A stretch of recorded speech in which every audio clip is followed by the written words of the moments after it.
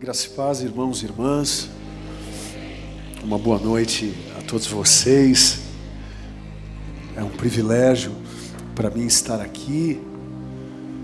Quero louvar a Deus por esse convite. Quero também agradecer a Deus pelos pastores dessa casa de oração, toda a liderança. Podemos aplaudir ao Senhor pela liderança dessa igreja? Amém. Muito obrigado, pastores. Muito obrigado mesmo pelo convite. Ai de vocês se não me convidarem de novo. Também agradecer a Deus por esse tão especial ministério de adoração que nos conduziu de uma forma tão pura, tão especial, né? A minha eterna gratidão. Essa semana, eu vim de uma semana, essa mudança de tempo me deixou um pouco congestionado. Quem tem rinite aí, levanta a mão. Estamos curados em nome de Jesus. Em nome de Jesus. Mas, graças a Deus, estou bem. Só minha voz que está um pouco, né, besouro, com gripe. Mas feliz de poder estar aqui. Estou aqui com a minha esposa, a Tati. Nós somos pais do Davi, de 15 anos, e o Lorenzo, que vai completar agora 10 anos. Estamos casados agora em julho. Nós completamos 19 anos de casados.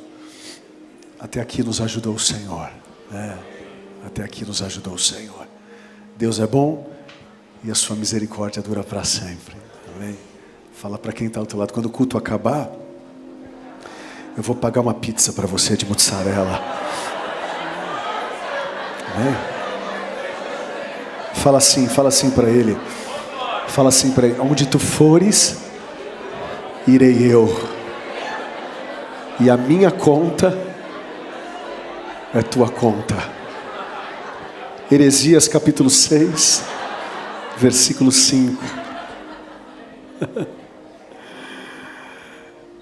Quero ler com vocês um texto bíblico que se encontra em Ezequiel capítulo 47, versículo 1 ao versículo 8. Fiquei sabendo que ontem o pastor Dênio esteve aqui. Qual foi o texto bíblico que ele trabalhou? João 6. Palavra... que Jesus é o pão. Uau. Louvado seja Deus. O nível estava muito alto. Vocês vão ter que se acostumar que o nível vai baixar agora. Ezequiel capítulo 47, versículo 1 ao versículo 8. Vamos lá. Ezequiel 47, versículo 1 ao versículo 8. Quantos encontraram? Digam amém. Amém, amém, amém. O homem levou-me de volta à entrada do templo e vi água saindo de debaixo da soleira do templo e indo para o leste, pois o templo estava voltado para o oriente. A água descia debaixo do lado sul do templo, ao sul do altar. Ele então me levou para fora, pela porta norte, me fez dar uma volta pelo lado de fora, até a porta extrema que dá para o leste, e a água fluía do lado sul. À medida que o homem foi para o lado leste, com uma linha de medir na mão, mediu 1000 côvados e levou-me pela água que batia no tornozelo. Ele mediu mais 1000 côvados e levou-me pela água que chegava ao joelho. Mediu mais 1000 e levou-me pela água que batia na cintura. Mediu mais 1000, mas agora era um rio que eu não conseguia atravessar, porque a água havia aumentado e era tão profunda que só se podia atravessar a nado. Era um rio que não se podia atravessar andando. Ele me perguntou: filho do homem, você vê isto? Levou-me então de volta à margem do rio. Quando ali cheguei, eu vi muitas árvores em cada lado do rio. E ele me disse: esta água flui na direção da região de Rio Grande, situada a leste, desce até Arabá, onde entra no mar. Quando essa água deságua no mar, ali é saneada. Quando essa água entra na tua casa, quando essa água entra na tua vida emocional, quando essa água entra na tua vida ministerial, aonde existe qualquer tipo de enfermidade, essa enfermidade é curada pelo poder do nome de Jesus Cristo. Senhor, obrigado pela tua palavra, que é lâmpada para os nossos pés e luz para o nosso caminho. Te peço saúde física, emocional e espiritual, e aos teus filhos também que estão me ouvindo. Obrigado. Fica com a gente, não porque merecemos, mas por graça e misericórdia. Em nome de Jesus, amém e amém. Pastor, eu sempre gosto de dizer que conferência, né, pastora, a gente precisa entender os nomes que a gente dá para os eventos que a gente faz, né? E conferência eu gosto porque conferência é lugar para conferir. Conferir o que está dando errado e parar de fazer. Conferir o que está dando certo e melhorar aquilo que a gente já faz, né? Eu acho que vir para uma conferência sem a perspectiva de melhoria, eu acho que é quase que uma infantilidade da nossa parte, né? Então eu espero que essa conferência seja, desde ontem, né, seja uma agência, ainda que invisível, uma incubadora para fazer a gente melhorar, né? Tudo que eu mais desejo essa noite é que a gente saia daqui melhor. O ministro de música que aqui estava cantando, tem uma hora que ele disse que a gente adorando ou não adorando, Deus continua o mesmo, sim ou não? Mas quando a gente adora, a gente melhora. Não é à toa que quando Moisés, quanto mais ele adorava o Senhor, mais o semblante dele ficava diferente, né? Então, que saiamos daqui diferentes, com o nosso semblante diferente, a ponto das pessoas amanhã falarem: pô, o que está acontecendo? Você está diferente. Deus não mudou, mas a gente muda, a gente melhora, a gente evolui. Esse texto que nós acabamos de ler vem dizer que o profeta Ezequiel teve uma visão grandiosa durante um período muito difícil que o povo de Israel estava atravessando. E quem castigou o povo de Deus foi o próprio Deus. Porque tem horas que Deus prefere nos ferir do que nos perder. É difícil a gente compreender esse lado de Deus, um lado que fere. Mas é melhor Ele te ferir para curar do que você se perder. A Bíblia vem dizer que o Pai corrige quem ama. Eu falo sempre para a minha liderança: desconfie no dia que eu não te der uma bronca, é porque eu deixei de te amar. Porque quem ama, corrige. Se eu perguntar para você quem é a pessoa que mais te ama, talvez você vai dizer: minha mãe, né? Mas se eu também te perguntar quem é a pessoa que mais se bateu na vida, minha mãe. Esse é o paradoxo do amor, né? Não existe amor sem correção. Estão aqui comigo, sim ou não? Então, embora parecesse um ato cruel do próprio Deus, essa fase que eles estavam vivendo era um movimento intencional divino para impulsionar o seu povo a ir para um nível mais profundo de relacionamento com Ele. E é o que nós estamos aqui provocando, ou sendo provocados por essa conferência, dentro dessa temática de imersão, né?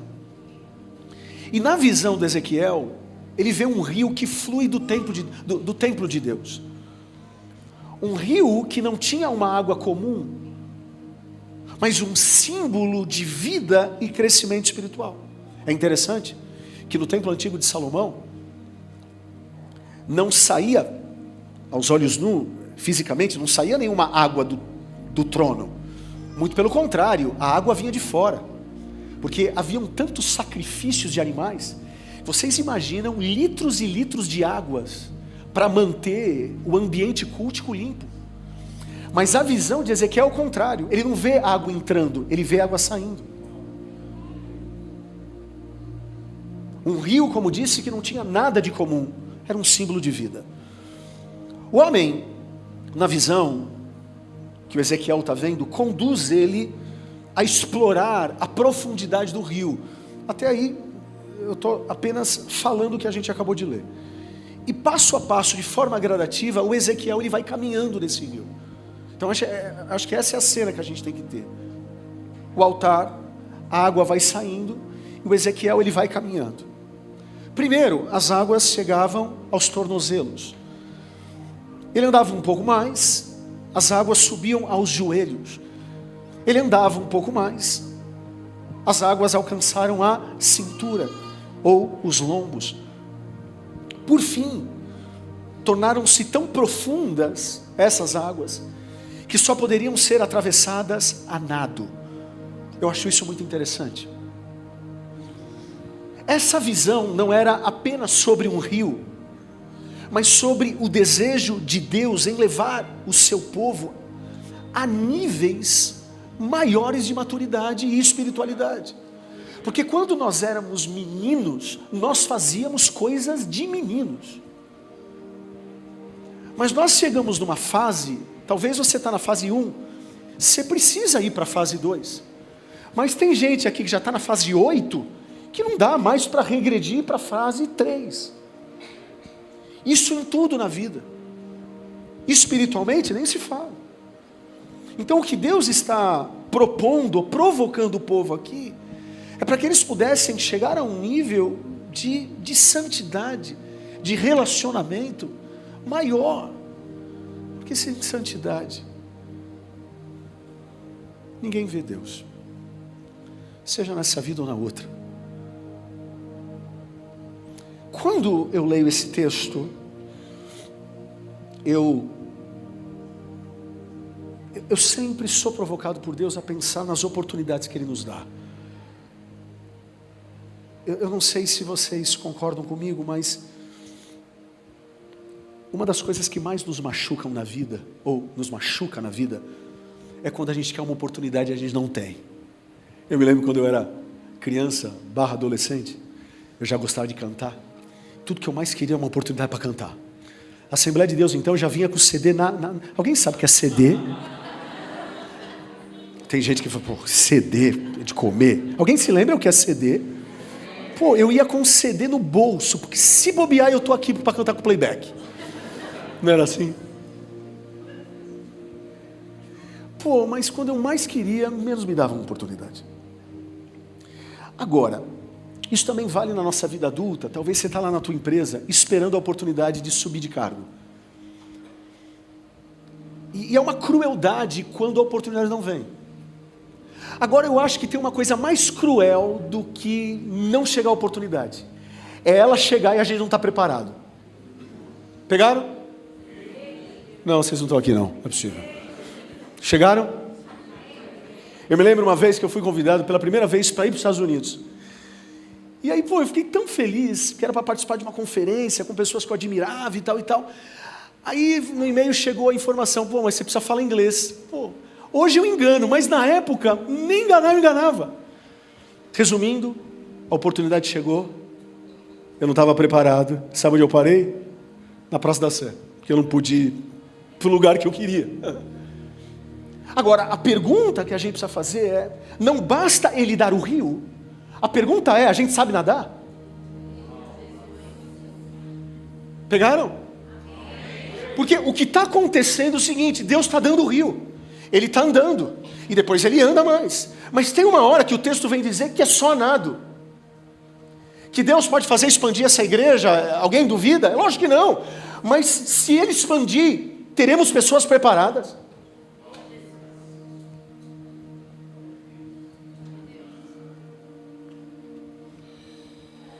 Analisando esse texto, eu aprendo 2 princípios. Eu quero trabalhar com vocês. O pessoal da mídia puder me ajudar, até pedir para eles projetarem aqui os 2 pontos. É possível, gente? É possível?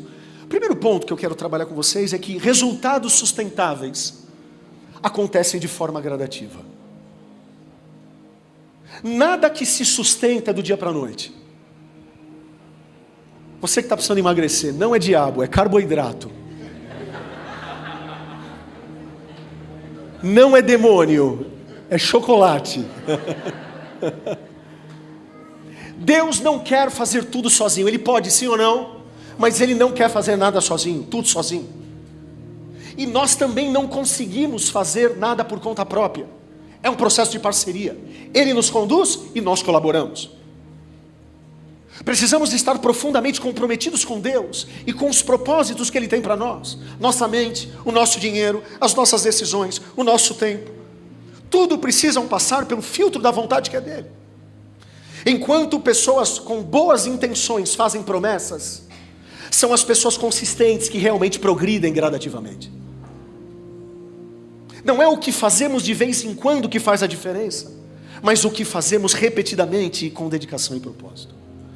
O que eu percebo aqui no texto, lendo o texto, é que ele não sai do nível canela e já sai nadando. É canela, é joelho, depois é cintura, depois é nado. Ei, não pule processos na sua vida, porque o que pode ser uma bênção, pode ser um grande problema.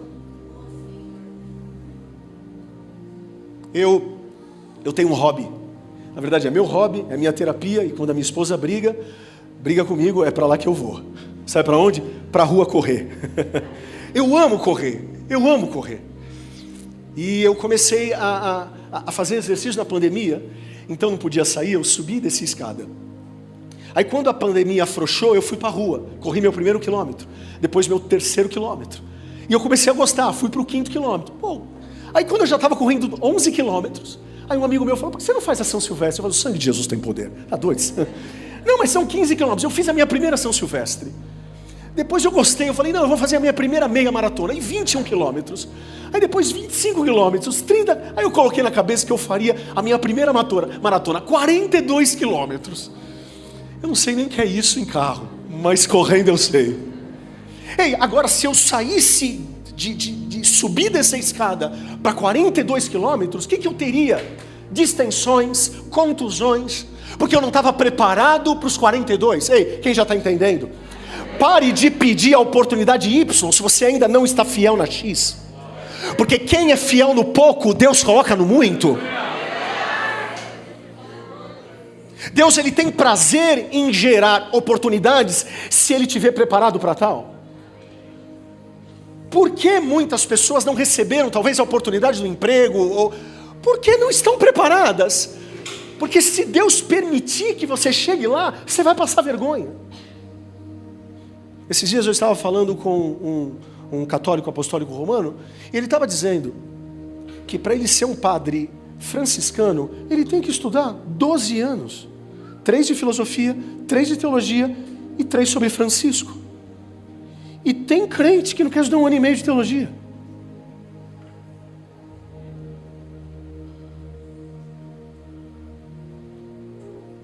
Tem músicos que gastam dinheiro no celular, mas não sabem o que é comprar um instrumento.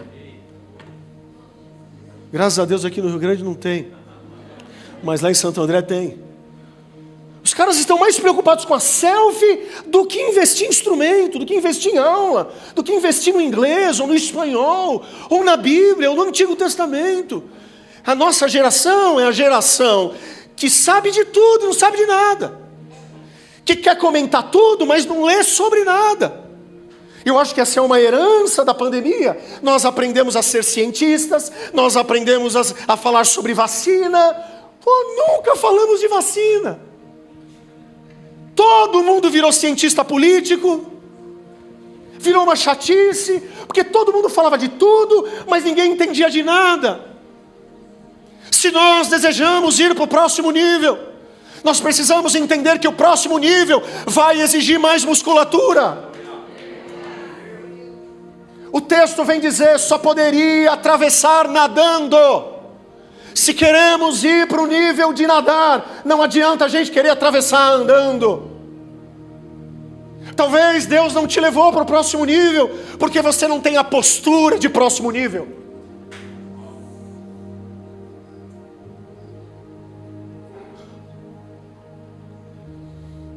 Segundo princípio que eu aprendo aqui, é que a profundidade que Deus nos permitirá viver está diretamente ligada ao nosso propósito. Não basta querermos as oportunidades. Não basta, essa é uma lição poderosa.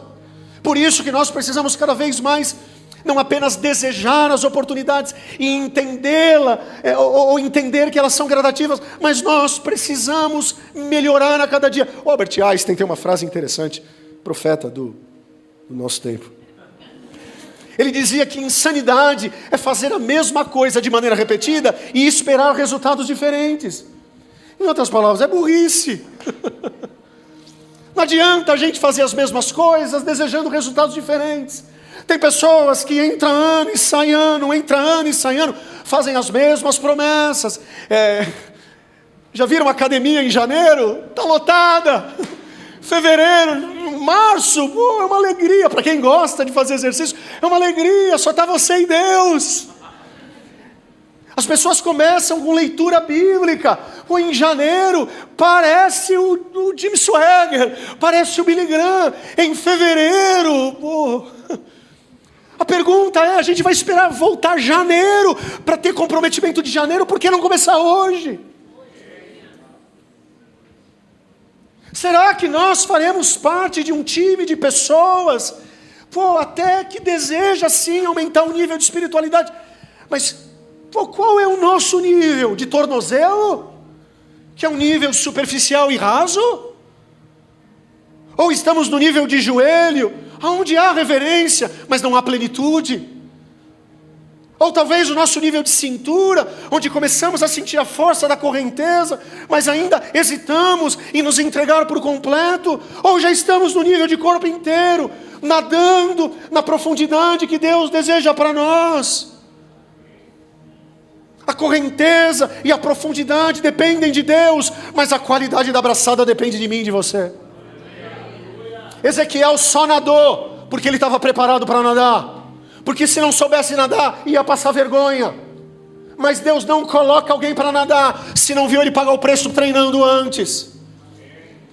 Davi só foi para o Golias porque antes ele teve uma história com urso, com leões. Ele recebeu a unção lá na casa do pai de Jessé, mas ele não levava isso como carteirada, muito pelo contrário. Ninguém sabia que ele tinha sido ungido, a não ser a sua família. Mas a postura de Davi era uma postura de vencer leões. Deixa eu falar uma coisa. Se você deseja ser vitorioso para grandes batalhas, onde todos vêm, aprenda a ser fiel nas pequenas batalhas, onde não existe plateia. Que possamos, em nome de Jesus, permitir que esse rio nos leve a lugares, mas vai exigir postura diferente. Vai exigir um nível de leitura bíblica diferente, vai exigir um nível de jejum diferente, vai exigir um nível de oração diferente, vai exigir, mas se nós desejamos nadar nos rios de Deus, nós precisamos também fazer por onde? É uma parceria. Eu não acredito numa teologia onde Deus faz tudo. Não, Deus não faz tudo, Ele pode fazer tudo, mas Ele não faz tudo. Você pega o Êxodo, só aconteceu o Êxodo, não porque Deus estava na equação, porque o povo já estava errando, o povo estava cativo por 430 anos, gente. A pergunta que eu faço, será que não tinha um bendito Moisés antes de Moisés? Porque não adianta Deus estar em crise, querendo libertar, se não encontra uma Maria, um Fernando, que também deseja o Êxodo. 430 anos, Deus falando, eu estou vendo o sofrimento, mas será que não vai ter um que vai também se irritar com isso? Porque quando um Deus inconformado encontra uma Maria inconformada, encontra um José inconformado, o que acontece é a libertação. Que Deus levante nessa igreja pessoas inconformadas, pessoas que queiram melhorar, pessoas que queiram avançar, pessoas que queiram estudar, pessoas que queiram orar, pessoas que queiram jejuar. Se queremos ir para um nível mais profundo, Precisamos andar. Precisamos nos esforçar para que não possamos ter cãibras espirituais amanhã. Para que não possamos passar vergonha amanhã.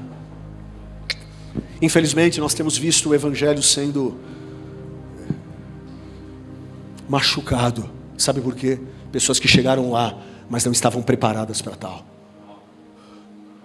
É uma tristeza, a gente vê aí um monte de pessoas que até têm influência, mas é uma influência que poderia ser altamente benéfica, mas chegaram lá e o poder corrompeu.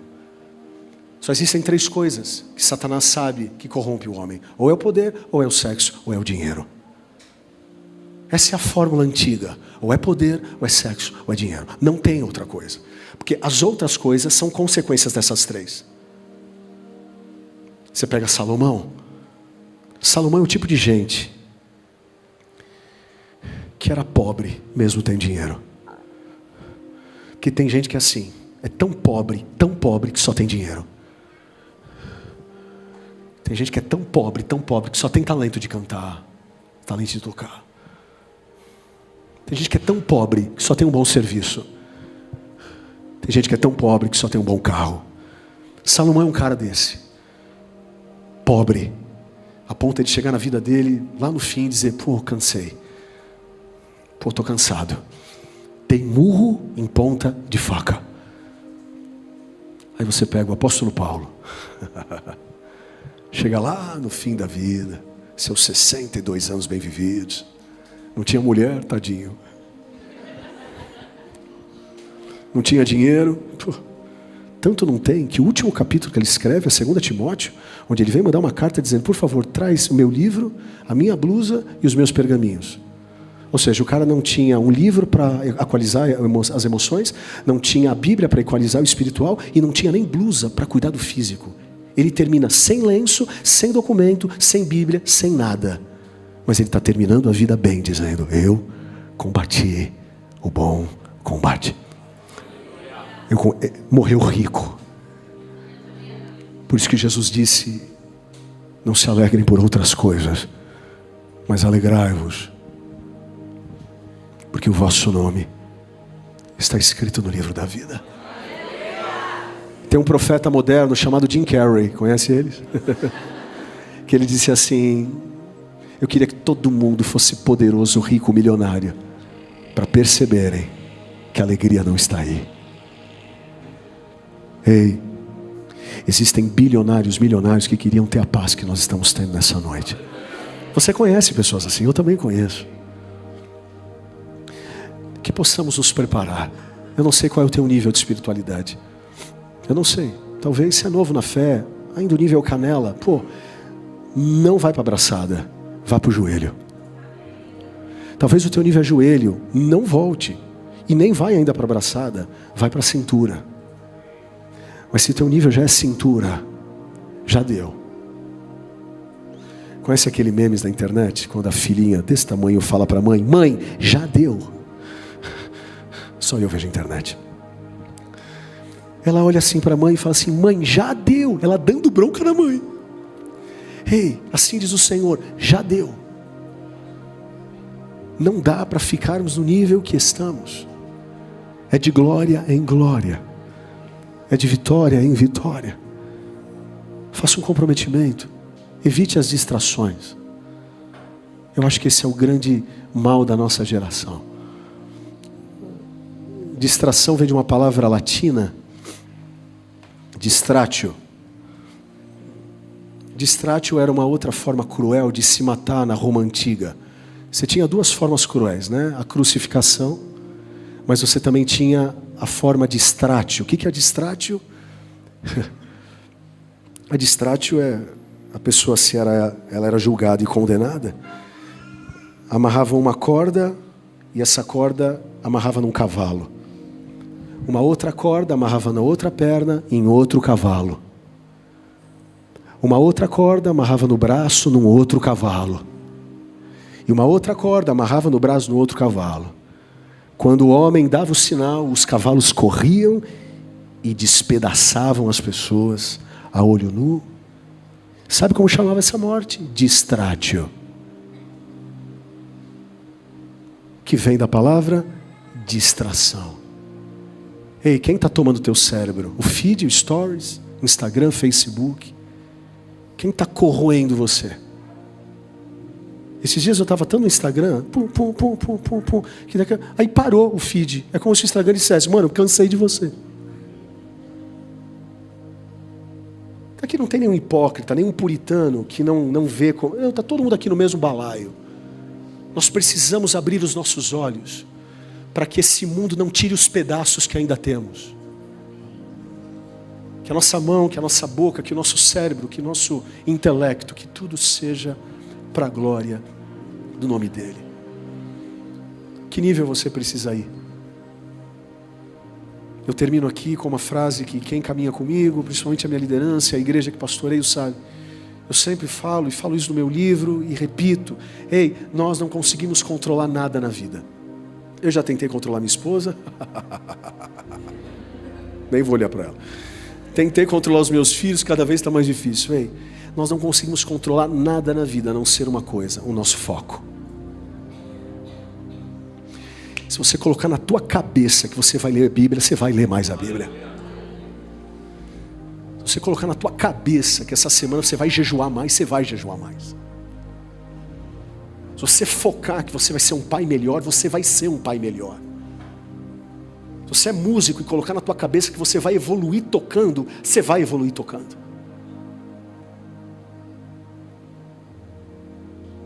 Que possamos eliminar as distrações.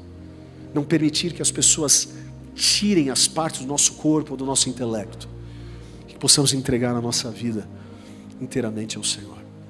A Ele a honra, a Ele a glória e a Ele o louvor.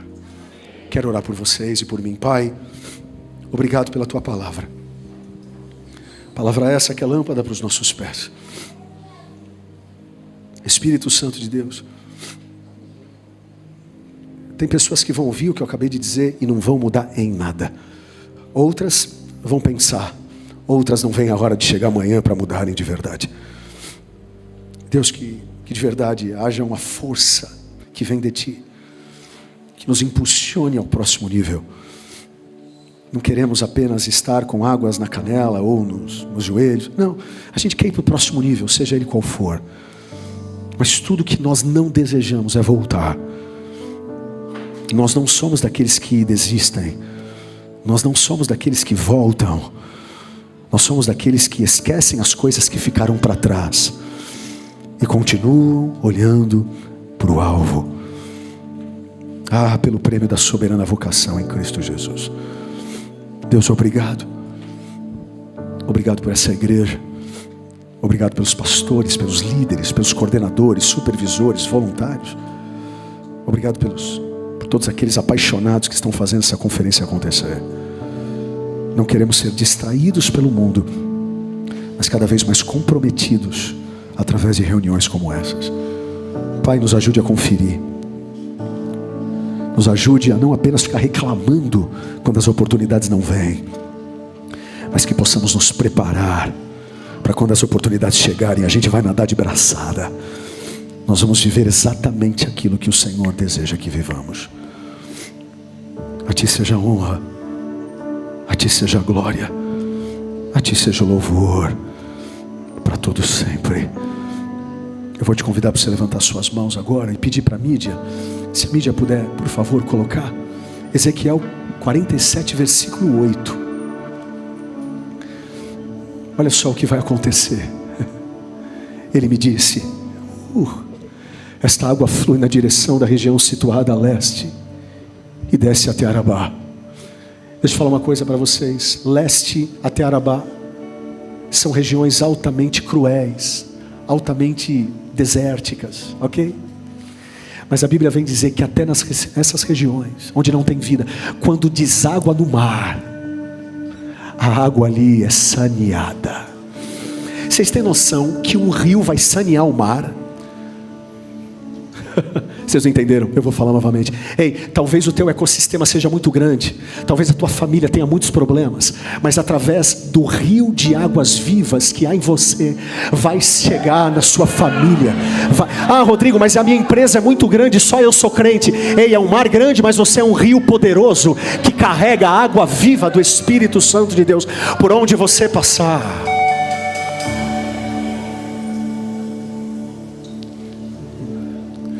Tu és por quem a minha alma esperou, a fonte da vida que me... Só quem quer ir para o próximo nível se coloque de pé. O Messias,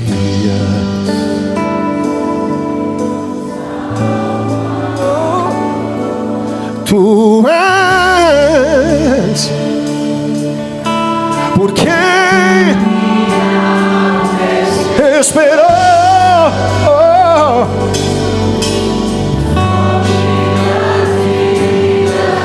que me